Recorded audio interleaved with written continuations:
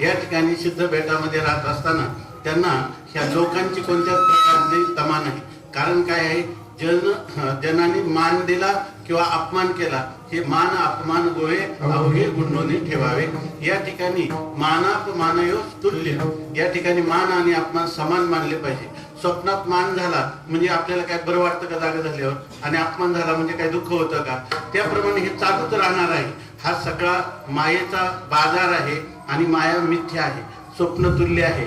या ठिकाणी आपलं जे काही वास्तव स्वरूप आहे त्याची अभिव्यक्ती झाली पाहिजे याची ज्ञानोबरायांना काळजी आहे.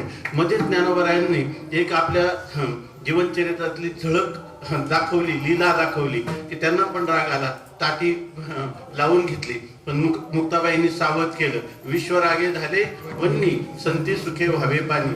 ताटी उघडली गेली आणि त्या ताटीच्या नंतर ज्ञानोबरायांच्या जीवनात काय, हा जो